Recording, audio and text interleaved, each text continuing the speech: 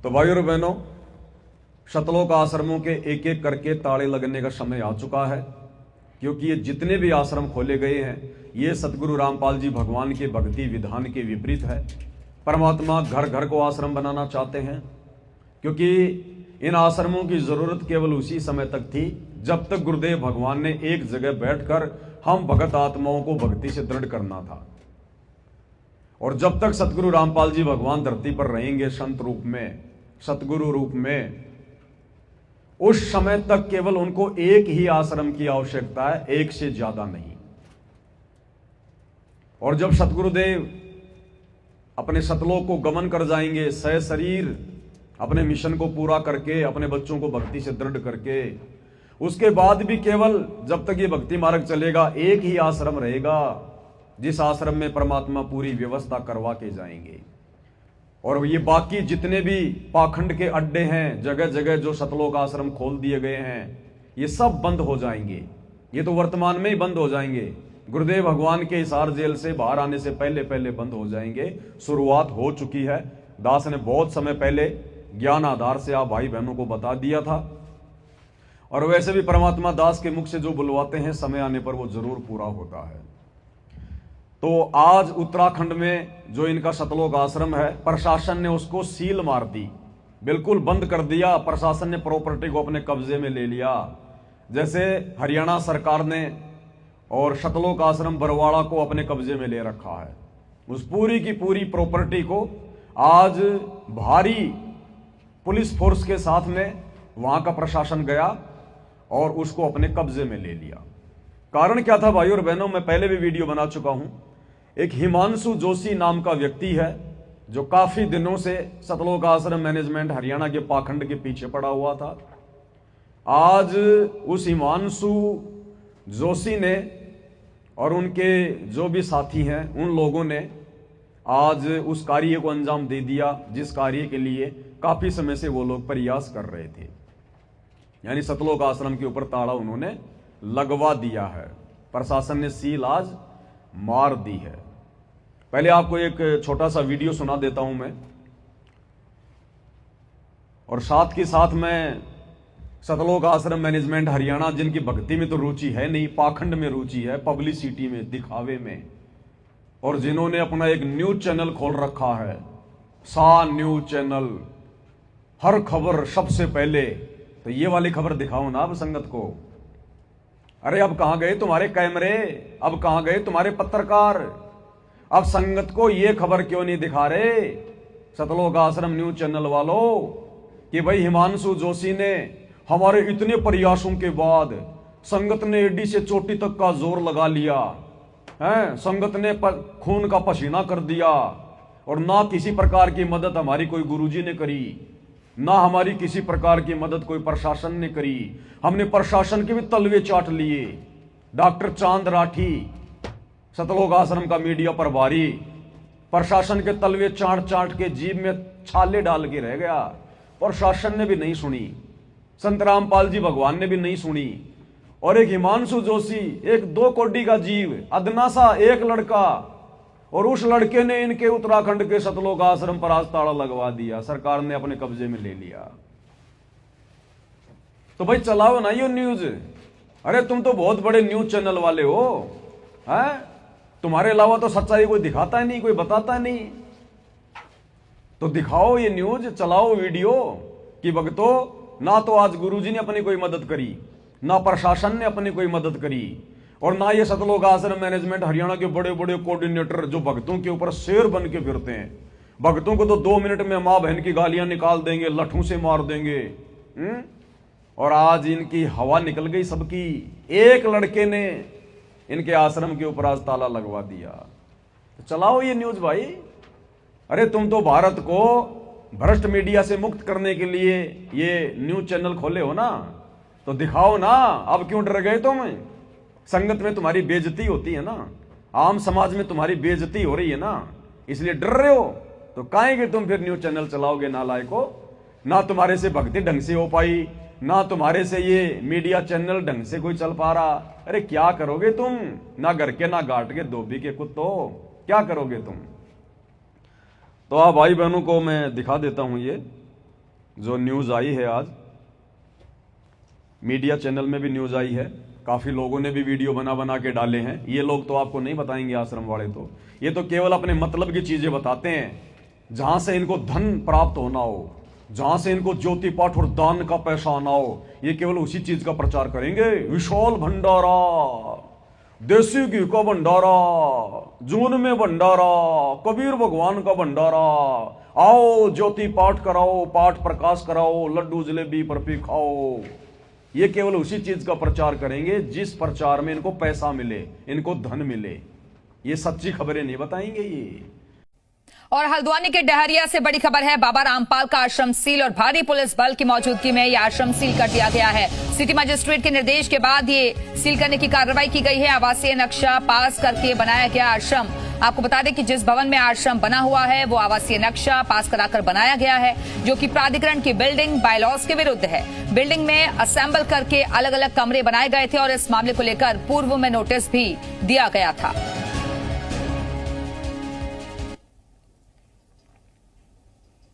तो बाबा रामपाल हल्द्वानी डहरिया स्थित संत रामपाल का आश्रम आज प्रशासन ने सील कर दिया है। इस वक्त की ये तस्वीरें मैं आपको दिखाता हूँ। ये संत रामपाल का ये आश्रम है और अब से कुछ देर पहले देखिए इसको सीज कर दिया गया है और 3 नोटिस यहाँ लगाए गए हैं, जिसमें ये लिखा गया है कि ये जो पूरा भवन था ये मानकों के विपरीत ये चल रहा था और असेंबली यहाँ आयोजित की जा रही थी।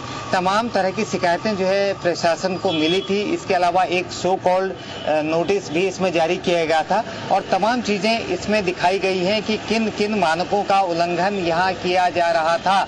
और ये तीसरा जो नोटिस है इसमें ये भी वाजपेयी जो जॉइंट सेक्रेटरी हैं प्राधिकरण के, उनके द्वारा जो है इसको अब सील कर दिया गया है। ये ऊपर तस्वीरें आप देखिए, संत रामपाल की तस्वीरें भी हैं और अभी इस बिल्डिंग के अंदर अब कोई नहीं, क्योंकि इसको सील कर दिया गया है। भारी पुलिस बल इस कार्यवाही के दौरान यहाँ तैनात रहा और बहुत दिनों से ये शिकायतें इस आश्रम के खिलाफ, इस भवन के खिलाफ जो है प्रशासन को मिल रही थी। तो कुल मिलाकर आज भारी पुलिस बल के बीच जो है प्रशासनिक अधिकारियों ने और अब बताओ, अरे तुम भगत हो क्या नालायको? किस मुंह से अपने आप को तुम सतगुरु रामपाल जी का भगत कहते हो? गैर कानूनी काम करते हो तुम। धिक्कार है तुम्हारी माताओं को जिसने तुम्हें जन्म दिया। संत रामपाल जी के भगत होकर गैर कानूनी तरीके से तुम आश्रम चला रहे हो। तुम्हारा गुरु कोई आतंकवादी है क्या? क्यों डर रहे हो, क्यों घबरा रहे हो? सही प्रकार से कागजी कार्रवाई करके अपना आश्रम चलाते क्यों भाई? अरे गैर कानूनी तरीके से क्यों? तुम भगत हो तुम क्या शिक्षा दोगे दुनिया को? क्या तुम सतयुग जैसा माहौल पैदा करोगे? तुम खुद ही गैर कानूनी काम कर रहे हो। ये सारे आश्रम बंद होंगे इसी प्रकार से। इन सब के नक्शे बिगड़े हुए हैं, इन सभी आश्रमों के नक्शे बिगड़े हुए हैं। अब समय आ गया है, एक छोटा सा पॉइंट चाहिए प्रशासन को, छोटा सा पॉइंट। 20 पुलिस वाले सामने लाके खड़े कर देंगे, तुम्हारी लाखों की संगत कुछ नहीं कर पाएगी। बरवाला कांड में कर लिया होगा संगत ने, ले लेके लट खड़े हुए थे कमांडो बन के, क्या कर लिया? प्रशासन के आगे सब फेल हैं। और तुम लोग तो वैसे ही गैर कानूनी हो। ये सतलोक आश्रम वाले तो वैसे ही छटे हुए बदमाश हैं, गुंडे हैं। अरे जो देते हैं भगवान को धोखा, इंसान को क्या छोड़ेंगे? जब इन मूर्खों ने काल प्रेरणा से अपने गुरु के साथ में बरवाला कांड में धोखा कर दिया और बरवाला कांड के बाद आज 12 साल से अपने गुरु जी के साथ में लगातार धोखा कर रहे हैं, उन्हें मानुष समझकर सारे उनके भक्ति विरुद्ध कुकर्म कर रहे हैं। 2019 में कांग्रेस सरकार के साथ मिलकर राजनीति की, 2024 वर्तमान में बीजेपी सरकार के साथ मिलकर गंदी राजनीति कर रहे हैं। हरियाणा के जाट आरक्षण में भक्तों की मर्यादा तोड़वा रहे हैं, भक्तों का ज्योति पाठ और दान का पैसा आरक्षणों में दे रहे हैं। गुंडों की सीबीआई जांच करवा रहे हैं, 5-5 लाख रुपए दे रहे हैं। जाटों की धर्मशाला में 1-1 करोड़ रुपया दे रहे हैं भक्तों का। अपनी औरतों के गहने बेच के दो, अपने बाप दादाओं की जमीन बेच के दो, तब पता चलेगा क्या होता है समाज में सहयोग करना, खेलों में सहयोग करना, बैडमिंटन का स्टेडियम बनवाना, रोहतक के गांव किलोई में बास्केटबॉल के मैच में जाके भंडारा लगाना, गौशालाओं में जाके भंडारा लगाना, अयोध्या में जाके श्री रामचंद्र जी के भक्तों के लिए भंडारा लगाना। अरे नालायकों, कितने कुकर्म कर दिए तुमने। कोई माफी भी नहीं है वर्तमान में, माफी भी। और इस बेचारी लाखों की संगत के तुमने कर्म फोड़ दिए। क्यों भाई? अरे तुम्हारे सतलोक आश्रम उत्तराखंड को उत्तराखंड की सरकार ने क्यों सीज कर दिया भाई? अरे उत्तराखंड में तो बीजेपी सरकार है ना, और तुम तो बीजेपी सरकार के 1 नंबर के चमचे हो।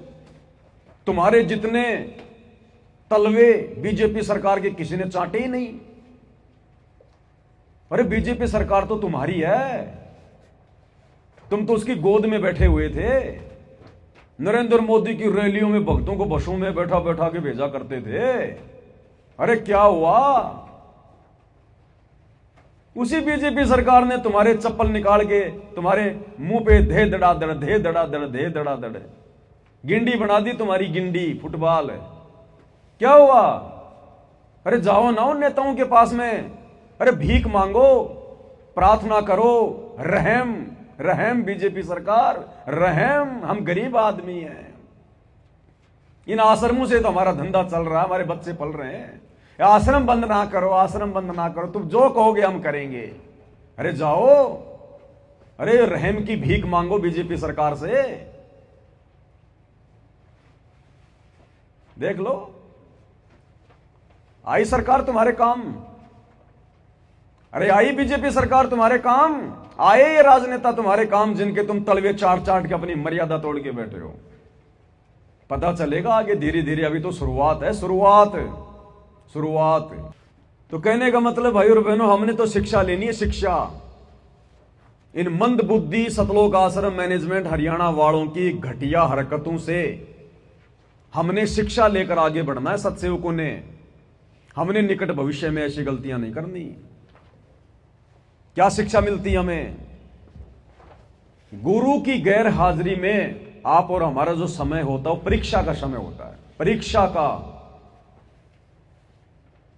और परीक्षा के समय में केवल टीचर ने हमें जो सिलेबस पढ़ाया है, जैसे हमारे गुरुदेव सतगुरु रामपाल जी और गुरुदेव भगवान ने 2014 बरवाला कांड के बाद अपनी संगत की परीक्षा ली है। ये वर्तमान समय परीक्षा का चल रहा है, और परीक्षा के समय में किसी अन्य पे विश्वास नहीं किया जा सकता। परीक्षा के समय में जैसा आपने अध्ययन किया है उसी आधार से आपने आंसर लिखना होता है। तो हम सत्सेवकों ने वर्तमान समय में केवल अपने गुरुदेव के द्वारा हमें जो निर्देशित किया गया है, हमें जो रास्ता दिखाया है भक्ति और मर्यादाओं का, भक्ति मार्ग पर सफल होने का, हमने उसी आधार से आगे बढ़ना है। हमने किसी कोऑर्डिनेटर को आधार बना के नहीं चलना। गुरु के कलयुगी परिवार को, उनके बेटा बेटी भाई बंधु रिश्तेदारों को आधार बना के नहीं चलना। केवल गुरु के ज्ञान को आधार बनाकर गुरु के पद चिन्हों पर, तब हम सफल होंगे। और ये सतलोक आश्रम वाले, इन्होंने अपने गुरुदेव के ज्ञान और मर्यादाओं की धज्जियां उड़ा दी इस परीक्षा के समय में। गुरुदेव का भक्ति विधान कहता है कि संत वही है जो केवल एक आश्रम बनाकर रहे, केवल एक आश्रम। और नकली संतों को डांट मारते हुए गुरुदेव ने 2004 के सत्संग में कहा था कि वो संत नहीं जो बहुत सारे आश्रम खोल खोल के बैठ जाए। तो गुरुदेव के जेल जाने से पहले गुरुदेव ने अपने भक्ति विधान को बनाए रखा। 2014 बरवाला कांड से पहले गुरुदेव को 20 साल हो गई थी सत्संग करते हुए। एक आश्रम के अलावा गुरुदेव ने कभी कोई दूसरा आश्रम नहीं खोला, एक आश्रम के अलावा। वे चाहते तो हजारों आश्रम खोल सकते थे। ये तो परमात्मा है, माया तो इनकी मुट्ठी में है। ये चाहते तो हर गांव को आश्रम बना देते, घर घर को आश्रम बना देते, लेकिन इन्होंने ऐसा नहीं किया। ये परम संत है, साध वचन पलटे नहीं पलट जाए ब्रह्मांड। और भविष्यवाणियों में भी केवल एक ही आश्रम का जिक्र है और अंत तक एक ही आश्रम रहेगा, बरवाला आश्रम, केवल बरवाला आश्रम। भाई बाल्य वाले की जन्म साखी में परमात्मा हमें दिखाते हैं ना। मर्दाना ने पूछा किससे? भगत प्रहलाद से। जब वो नानक जी के साथ ऊपर गए थे भगत प्रहलाद के लोक में, तो मर्दाने ने पूछा कि आप जिस संत के विषय में कह रहे हैं वो कब आएगा, कहां आएगा, कौन होगा? बोला भाई वो जाट वर्ण में होगा और पंजाब की धरती पे होगा। और उसका प्रचार क्षेत्र क्या होगा? बटाला। बाद में गुरुदेव ने बताया ये मिसप्रिंट है, ये बरवाला है, बरवाला। और केड़े शहर का प्रहलाद भगत किया भाई पंजाब की धरती ते, और वर्ण जाट जट वर्ण होगा, यानी जाट जाति में होगा।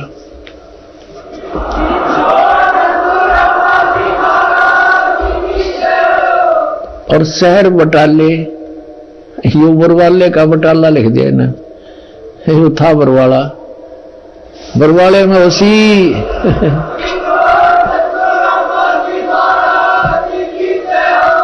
ये जो धनाना आश्रम दुनिया का सबसे बड़ा आश्रम, जगह जगह जो ये दुकानें लेके बैठे ना, ये सब फेल होंगी, सब बंद होंगे। ये गुरुदेव का केवल एक ही आश्रम रहेगा, शतलोक आश्रम, बरवाला बरवाला बरवाला। तो आप और हमने केवल परीक्षा के समय में या गुरुदेव की गैर हाजिरी में, भले गुरुदेव इस धरती पर रहते सहते कुछ समय के लिए हमें अपने से दूर करें, या गुरुदेव जब सतलोक चले जाएं उस समय हमने केवल पीछे से उनके ज्ञान को आधार बनाकर भक्ति मार्ग पर चलना होता है। और इन आश्रम वालों ने, गुरुदेव के कलयुगी परिवार ने, उनके बेटा बेटी भाई बंधु रिश्तेदारों ने, इन कोऑर्डिनेटरों ने आधार गुरुदेव के ज्ञान को नहीं बनाया। इन्होंने अपनी मनमानी चलाई, काल प्रेरणा से इन्होंने सारे काम किए, परमात्मा की हर मर्यादा को इन लोगों ने तोड़ा और संगत से भी तुड़वाई। खुद तो दोषी बने सो बने, बेचारी नादान संगत को भी दोषी बनाया। और नतीजा, गुरुदेव भगवान भी इनकी कोई मदद नहीं कर रहे, किसी प्रकार की कोई मदद नहीं कर रहे। ना प्रशासन इनकी मदद कर रहा, ना गुरु इनकी मदद कर रहा। क्या इन लोगों ने हिसार जेल में गुरु जी से प्रार्थना नहीं लगाई होगी? ये कहते हम तो कोई भी काम गुरु जी की आज्ञा के बिना करते ही नहीं। क्या इन्होंने उस हिमांशु जोशी के खिलाफ शिकायतें, अरे जब अपने भगत भाई के खिलाफ, मुझ पवन दास के खिलाफ, सत्सेवकों के खिलाफ जब ये गुरु जी से शिकायत कर सकते हैं झूठी साची कह के, तो क्या उस हिमांशु जोशी के खिलाफ इन्होंने गुरु जी से शिकायत नहीं लगाई होगी? जो इनके आश्रम के पीछे पड़ा था हाथ धो के, खूब लगाई होगी। गुरु ने कोई मदद नहीं करी। जब गुरु ने मदद नहीं करी तो अंत में इन्होंने देखा कि तुम्हारा धंधा बंद हो जाएगा, ऐसे तो धीरे धीरे, ऐसे तो एक एक करके सारे आश्रम बंद करवा दिए जाएंगे।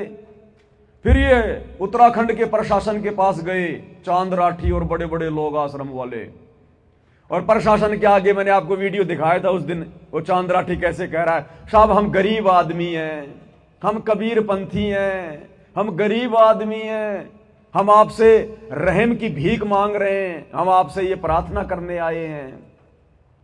आज उस प्रशासन ने भी इनको ठेंगा दिखा दिया, ठेंगा कि भाई जो अपने गुरु का नहीं हो सका, हम उसके कभी नहीं हो सकते।